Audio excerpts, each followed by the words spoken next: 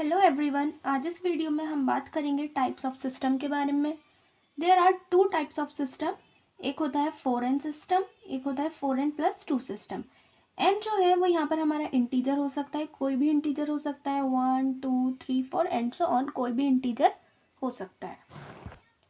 अगर हम 4n system की बात करें तो n की वैल्यू 1 रखने पे हमारे कितने पाई इलेक्ट्रॉन्स हो जाएंगे? 4 पाई इलेक्ट्रॉन्स। इसी तरह से अगर हम n की वैल्यू 2 रखेंगे तो कितने पाई इलेक्ट्रॉन्स हो जाएंगे? 8 पाई इलेक्ट्रॉन्स। अगर हम n की वैल्यू 3 रखेंगे तो कितने पाई इलेक्ट्रॉन्स हो जाएंगे हमारे?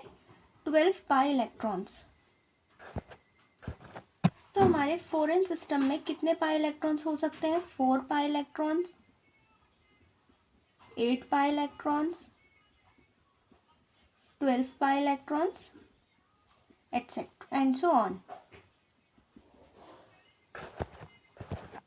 अगर हम 4n+2 सिस्टम की बात करें तो n की वैल्यू 1 रखने पर हमारे हो जाएंगे 6 पाई इलेक्ट्रॉन्स, n की वैल्यू 2 रखने पर हमारे हो जाएंगे 10 पाई इलेक्ट्रॉन्स और n की वैल्यू 3 रखने पर हमारे हो जाएंगे 14 पाई इलेक्ट्रॉन्स। आप लोगों को एक चीज़ याद रखनी है कि हमारा 4n सिस्टम जो है वो हीट के प्रेजेंस में होता है कॉन रोटेशन में और लाइट के प्रेजेंस में होता है डिस रोटेशन में। और अगर 4n+2 सिस्टम की बात करें तो वो हीट के प्रेजेंस में होता है डिस रोटेशन में और लाइट के प्रेजेंस में होता है कॉन रोटेशन में। ये दोनों एक दूसरे के ऑपोजिट होते हैं। अब बात करते हैं साइक्लाइजेशन ऑफ 4n सिस्टम की। देखिए, जो हमारा मोस्ट कॉमन एग्जांपल है 4n सिस्टम का वो है 1,3 ब्यूटाडाइन।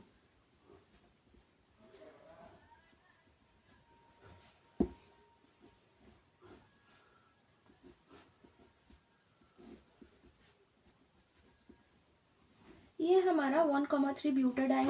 कितने पाई इलेक्ट्रॉन्स है? 4 पाई इलेक्ट्रॉन्स है इसमें हमारे। क्या होएगा इसमें?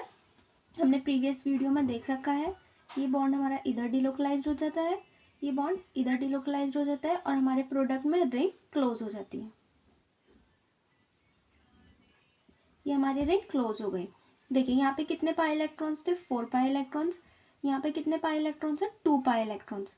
पाई बॉन्ड कितने थे यहाँ पे? 2 पाई बॉन्ड। और यहाँ प्रोडक्ट में कितने हैं? 1 पाई बॉन्ड। और ये हमारा एक न्यू सिग्मा बॉन्ड फॉर्म हो गया। ये हमारा न्यू सिग्मा बॉन्ड फॉर्म हो गया।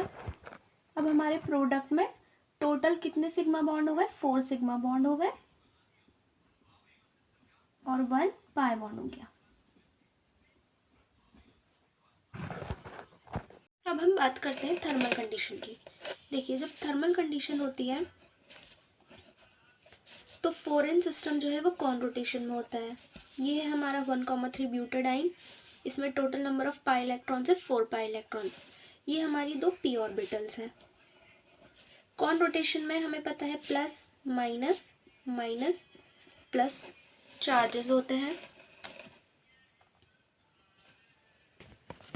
कॉन रोटेशन में जो हमारी 2 p ऑर्बिटल्स होती हैं वो सेम डायरेक्शन में रोटेट करती हैं।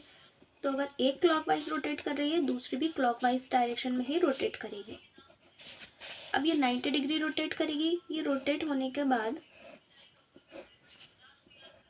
ओवरलैप कर जाएंगी दोनों ऑर्बिटल्स।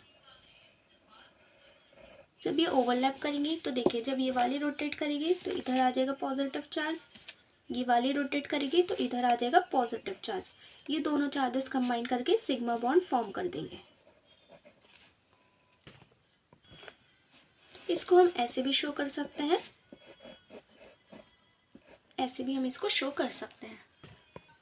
अगर हम फोटो इंडक्शन की बात करें तो हमें पता है 4n सिस्टम लाइट के प्रेजेंस में डिस रोटेशन में होता है और हमें पता है कि डिस रोटेशन में जो 2 p ऑर्बिटल्स हैं वो अपोजिट डायरेक्शन में रोटेट करती हैं। अगर एक क्लॉकवाइज रोटेट करेगी तो दूसरी एंटी क्लॉकवाइज रोटेट करेगी। इसमें हमारे चार्जेस फील्ड होते हैं प्लस प्लस माइनस माइनस। अब ये 90 डिग्री रोटेट होने के बाद दोनों ऑर्बिटल्स ओवरलैप कर जाएंगी।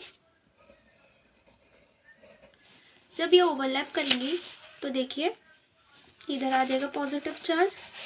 जब ये वाली रोटेट करेगी तो इधर भी आ जाएगा पॉजिटिव चार्ज। ये दोनों चार्जेस कंबाइन करके सिग्मा बॉन्ड फॉर्म हो जाएगा हमारा। देखिए 1,3 ब्यूटाडाइन में कोई सब्स्टिट्यूएंट नहीं लगा है। हमें प्रॉब्लम कब आती है?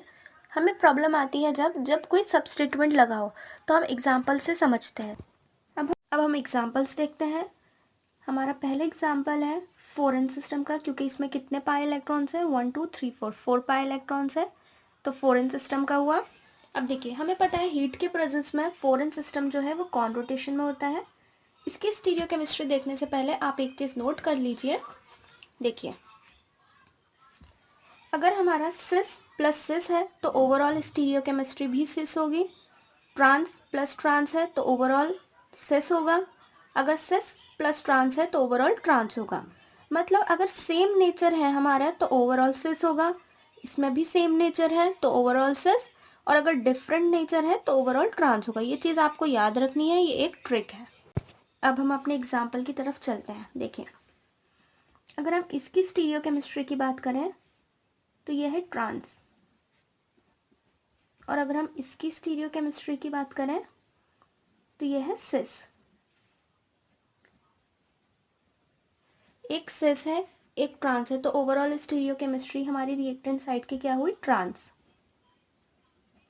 कॉन रोटेशन में है तो प्रोडक्ट की स्टीरियोकेमिस्ट्री चेंज हो जाएगी। मतलब अगर रिएक्टेंट में ट्रांस है तो प्रोडक्ट में स्टीरियोकेमिस्ट्री सिस हो जाएगी। अब देखते हैं हमारा प्रोडक्ट कैसा बनेगा। ये हमारा प्रोडक्ट है, ये हमारा डबल बॉन्ड लग गया, रिंग क्लोज हो गई। तो देखिए सिस है तो जो मिथाइल ग्रुप है वो ये तो अबव द प्लेन होंगे, या फिर जो मिथाइल ग्रुप है वो बिलो द प्लेन हो जाएगा। मैं इसको सही से बनाकर दिखाती हूँ। देखिए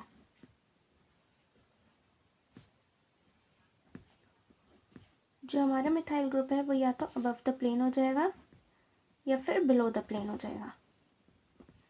ओवरऑल क्या हो जाएगा? सिस। अब हम नेक्स्ट एग्जांपल देखते हैं। देखिए यहाँ पर हमारा H लगा होगा, इसकी स्टीरियोकेमिस्ट्री क्या हो गई? ट्रांस। इसकी स्टीरियोकेमिस्ट्री भी क्या हो गई? ट्रांस। ये भी ट्रांस है, ये भी ट्रांस है, दोनों का नेचर सेम है, तो ओवरऑल स्टीरियोकेमिस्ट्री हमारी रिएक्टेंट साइड की क्या हो जाएगी? सिस। हीट के प्रेजेंस में है 4n सिस्टम है, तो हमें पता है हीट के प्रेजेंस में कॉन रोटेशन में होगा। C for con, C for change. जो हमारी प्रोडक्ट में स्टीरियोकेमिस्ट्री होगी वो चेंज हो जाएगी। अगर रिएक्टेंट में सिस है तो प्रोडक्ट में स्टीरियोकेमिस्ट्री ट्रांस हो जाएगी। हम देखते हैं हमारा प्रोडक्ट कैसा बनेगा।